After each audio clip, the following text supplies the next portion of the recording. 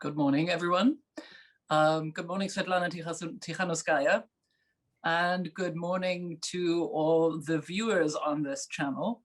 My name is Constanze Stelzenmüller. I am a senior fellow and the holder of the Stern Chair at the Brookings Institution, and I want to thank the German Marshall Fund, for whom I once worked in another life, to ask me to moderate this session on women, youth, and exiles, the new face of the global struggle for democracy. And my understanding is we're going to discuss this among three people. With me right now is Svetlana Tikhanovskaya, who I think needs no introduction to anybody. She is the leader of Democratic Belarus, I think by now a household name and a household face. And we will also be joined, I am told, by Nathan Law, activist and former student leader of Hong Kong. But right now, Svetlana, if I may, it's you and me. And since we have a hard stop at 9 a.m. here in Washington, D.C., and at 4 p.m. in Vilnius, where you are, and hopefully at, I think, what will that then be, 2 in London, where Nathan is, I think, we're going to go right in. Svetlana, you've been traveling like mad in America and in Europe. You have the travel schedule of I don't know what to say. It's grueling to just watch you. And you've in fact been in Washington recently, spoken in front of the Senate Committee on Foreign Relations. I wanted to ask you, you must have also been watching this summit week between the Americans and the Europeans. You will know a lot of these people by now. Do you think that the week of summits between America, Europe, and finally between Biden and Putin advanced the cause of democracy? For sure, such summits, such meetings have to have its purpose to highlight the importance of democracies in the world. And we know that European countries and the USA are democratic countries, and they want to to continue this this route towards other countries. And I hopefully Belarusian question is on the agenda of this meeting, and I hope that discussing Belarusian question will give us Belarusians more opportunities to fight inside the country. And it's extremely important when democratic countries are standing with you, because you have more, you have understanding then that you are not alone, that you are not abandoned, that so many powerful countries are with you. So it's of great importance to our movement. Yeah, absolutely. I mean, I have to say that I was quite impressed by the deep personal seriousness with which Joe Biden talks about democracy and human rights. That's a welcome change from the past 4 years, particularly if, like me, you were living in Washington. But it's, let me ask you, what were your, tell us a little bit about your trips, if you would. You must have had a lot of, it must have been fascinating to meet all these people and to be able to ask them directly for support for your work and for democracy in Belarus. What did you ask them, and what were these conversations like? Because everybody was throwing open their doors to you, but I've been wondering, watching you, undertake this grueling trajectory, whether you actually came out feeling that this had helped you. Of course, it is fascinating to meet democratic leaders, but sometimes I find it difficult to explain to leaders of democratic countries what dictatorship is, because many of them have forgotten this, and they really don't understand how it's possible, and they don't understand our feelings that we every day live in stress. Every day we are scared, and in these awful circumstances we are continuing to fight. So people living in democracies, they can't imagine how it is, and it's so just to explain what it is dictatorship, you have to give real examples of real sufferings of real people who are behind the bars of their families. And I think that's the most, I'd say, influential methods of communicating, because when you say numbers like 35,000 detainees or 450 people, it's just numbers that don't touch hearts, don't touch souls, and you have to, you know, say more, say deeper thoughts, give deeper pictures of the situation. And I think, in particular, this situation give democratic leaders and representatives to participate in lives of Belarusians in our situation. And I see that all the countries, democratic countries, are with us. They are ready to help. They want to help. Maybe they can't use all the existing mechanisms of help, because these mechanisms are working in democratic countries, but they don't work while communicating to regimes countries. But especially, we have a couple of people who really takes care. You know, a lot of want to help, but some of them really feel the same pain. And as we see, since the beginning of our revolution, you know, those countries, they participated, they gave technical assistance to people, they started to be vocal about the situation in Belarus. They put pressure on the regime, and you know, so it was helpful then. But when the picture of huge demonstrations disappeared, we felt that attention was decreasing a little bit. And since December, there was no any discussion or high-level conference about Belarus, no new sanctions, and it gave regime the sense of impunity. And we saw the result of this feeling, this hijacking of plane. And European Union countries, the USA, understood that its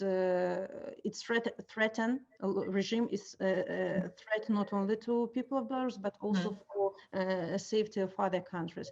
And they looked at our situation like a new paradigm, if I can say so. In a new light, In a new light, yeah. And we really need this attention, because we in countries see escalation of violence. People are being detained every day, preventively. I don't know, people are getting more and more scared inside country, and we really badly need for the countries, for democratic countries, to continue this, you know, to be consistent in their policy, because they understand, yeah, that the situation is not changing. Fair enough. I was sort of smiling inwardly when I heard you talk, say that people sort of have a hard time understanding what it is to live like in a dictatorship. That's true for me as well. Although I will say I spent part of my childhood, because my father was a diplomat, in Spain right after Franco's death, and it was still, you know, you could still feel it. It had just started becoming a democracy, but it takes a long time for things to change in the mind of people, and so I have some memories of that. But I was also smiling because I thought, you know, if you live here in Washington and you lived here in the past year and you lived through the storming of the Capitol, I think you got a sense of, you know, what things might be like if American democracy slipped. And I think that, did you get a sense that in your conversations in America that people were shocked by their own experiences at home, that they could empathize with you? I think that that situation influenced people. You know, they understood that it's so easy to lose what they have. Yeah. And it was just one case in the USA, and of course it support people's understanding that they have to widespread these values of democracy in other countries. And that's why, Joe Biden supported us in our strive for changes in our country, because we see how it's easy to everything to collapse, and so difficult to gain democracy the USA had for hundreds of years. Absolutely, yeah. It's quite a. I think that we are all learning this lesson living here right now. And of course, I'm German, and I see what's happening in Europe and in my country with the hard right. I think none of us have any reason to think that we are immune. I am getting questions for you from the audience. So let me start with this one. And they don't come with names, unfortunately, but they're good questions. So here's the first one. Given the recent state hijacking of a plane by Belarus, by Lukashenko, what other types of novel attacks on our norms can we expect from the regime? And how can the West support citizens fighting against the regime and its actions? And I think, let me add to that, what specifically did you ask people to do to support you when you visited them? And what concrete promises or actions did you get? Mm-hmm. So what do you think Lukashenko is going to do next, in other words, first? We really don't know, because with this situation with hijacking was a shock for us as well, because first of all, we never could imagine that regime could be so cruel towards its own people. We didn't expect this.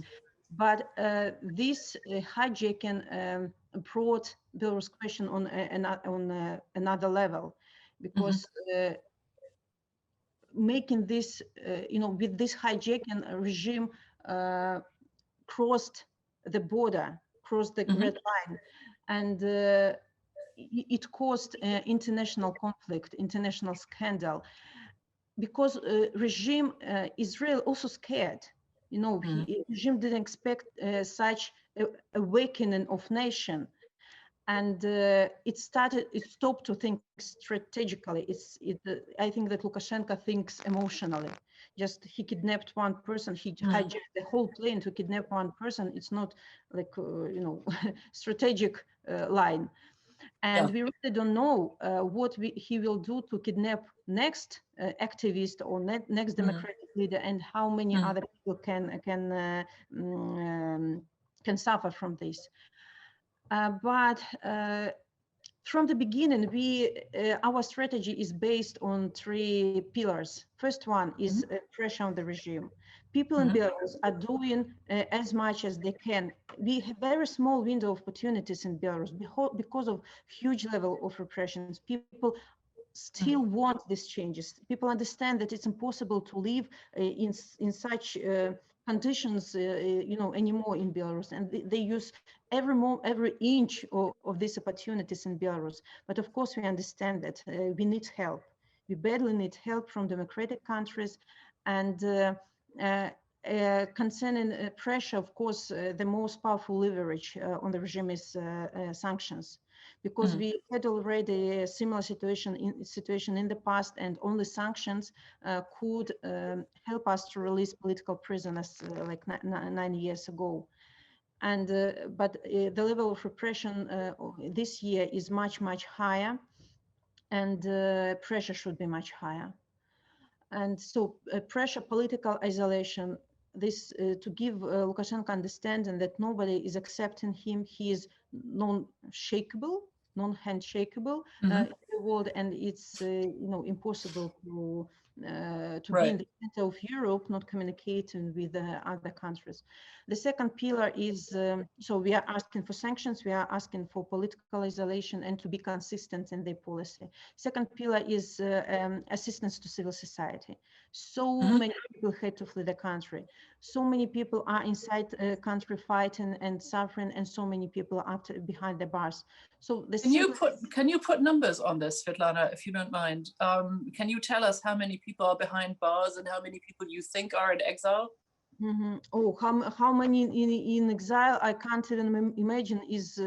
I don't know, 50, 100,000, I don't know, many. But in Belarus, at the moment, about 3,000 people behind the bars, and 450 of them, or 495, almost 500 are recognized as political prisoners. This number is growing every day because last week it was 480. You know, it's that's growing. incredible. Yeah.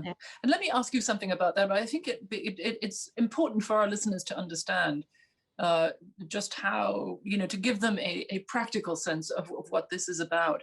Can they be visited by families? Can they be visited by diplomats or by the Red Cross? In other words, by prison support organizations? No, in Belarusian prisons, you can't be visited, no relatives, you can't call to your relatives. The only thing you can do is just communicate to lawyer, who is the only person, and to write letters. And that's it. No diplomats can visit. You can't, even if you are ill, you don't have medical support, and you don't have any structure to how to say, you know, support? to help, to support. Yeah, right. You're alone there. You don't have rights, absolutely. And to political prisoners in Belarus, attitude is much worse than to real criminal. Criminal are in the cells. They having mattresses, they having pillows, you know. But political prisoners don't have anything at all. Svetlana, I hate to say this, but your husband Sergei is also a political prisoner. Yeah, he's more than 1 year already in jail. Yeah, I'm sorry for that. And you have children together. I cannot tell you how sorry I am for this. It is, I think it's, all of this is an outrage, and it shouldn't be allowed anyway. Yeah, that's why, you know, it's so, sometimes it's so difficult to survive this stress, this, you know, everyday pain. But you have no choice. You have to move forward because those people who sacrifice their lives, their freedom and health, they sacrifice it to give us opportunity to fight further. You know, every day I look into eyes of my children, asking where is our daddy, and I understand you can't stop until, you know, people will be released. Well, you were telling me earlier before we started that you felt this was your duty to do this, and I think that's admirable. But I can also only imagine how hard and how exhausting this must be for you. Let me ask you, because I've interrupted you a couple of times, whether there was something that you were going to say before I asked you to be specific. You were talking about the 3 pillars, and I think you said you named the 2 first ones. One was sanctions, and the second one was support for civil society, and the third? Third one is justice. Yeah. There are so many criminal cases on those peaceful people who went for demonstrations, and 0 cases was opened to like cronies who was beating people, you know, who made these crimes. So we have to look for justice. We have to collect all the evidences of tortures and to investigate fraud. So. Thank you, Svetlana. We're joined by Nathan Law. Hi, Nathan. My name is Constanze Stelzen-Müller. I'm a senior fellow at the Brookings Institution. We have with us Svetlana Tikhanovskaya, whose name I'm sure is not a mystery to you. And Nathan is an activist and former student leader in Hong Kong. And like Svetlana, living in exile, you're calling to us calling in from London, aren't you? Yes. Hi, well, welcome. Unfortunately, we have a hard cutoff point in literally 5 minutes. This ends at 9 a.m. my time, 2 yours. So I'm going to basically give the last round to you and ask you to tell us a little bit about, why don't you react to this week of summits between the US and Europe and Russia, and tell us whether you think that the cause of democracy in the world was advanced by it. You know how sincere I think the president is in advocating for it, but did anything actually happen to give you hope? Yeah, thanks for the question, and so sorry to be late in this section. I think this summit indeed plays out a very important message, which is just like President Biden says, America is back in leading a transatlantic relationship and leading democratic countries to go forward to a struggle that they wanted to contain or to curb the authoritarian expansion. It doesn't mean that they are perfect democracy, or it doesn't mean that we all have to look up to what the US has played in the past period of time. But what is more important is there is a recognition that only by having multilateral approach, only by having transatlantic cooperation, or even democratic countries around the world to work together, we can conquer the recession of global democracy. And that recession of global democracy has been ongoing for 2 decades. A lot of rise of authoritarianism or tyrannies play under this big backdrop. So I think this is one of the most fundamental messages that was delivered in the summit. And I feel like this is what perception that we have to have in order to counter the aggression from the Chinese government. Fair enough. Since we only have 3 more minutes, and yes, this does feel slightly ridiculous, I would much rather be sitting somewhere in person with the 2 of you and have more time to hash these things out. I'm going to ask both of you, and Svetlana, I've asked you this once before in a Brookings event. You know that democracy is under threat in Western countries as well. And I'd like to have your advice to us, what we should do to make sure democracy survives in the West and in our own countries. Nathan, I'm going to start with you. Yeah, I think we need to be aware that democracy is fragile. Our freedoms are fragile, and we should not take it for granted. And we should not possess that complacency that we have had for the past few decades, thinking that the global trend will walk towards democracy in a natural form. It didn't, and it won't. Only by democratic countries working together to safeguard our democracy domestically and on the global level, so that we could retain that and to treasure our shared values. Svetlana, how about you? I think that, I'm always answering the question, looking into Belarus, about the situation in Belarus. And I have to say, to give opportunity democracy to survive and to widespread, it's necessary to stand with those countries who are fighting for democracies. And if necessary, to show teeth when it's needed, and to remember that while you are democratic countries, you are strong, but you have to stay strong when it's necessary to show to dictatorship countries that, we are going to be, persistent, and, to not to give widespread and of non-democratic approach over the world. So if you are strong, be with those who are weaker now, but they are striving for being democratic country as well. Absolutely. Listen, both of you, I'm sorry this is all so short and cut off. I really regret that. We could have gone on for hours, but I thank both of you for making time to talk to us and to remind us that the fight for human rights, for justice and for decency is something that we all share. And that is that we're not, we in the West aren't doing this because we're trying to be generous and helpful. We're doing this for our own sake as well. So this is something that unites us across boundaries, geographical and cultural and time zones. And I'm going to end by saying that I hope very much to finally at some point meet both of you in person. That would be wonderful, and it would be a privilege for me. Meanwhile, all the best, stay safe. And see you soon. Thank you so much. Thank Bye-bye. you, Nathan. It was my pleasure. Lovely to see you again.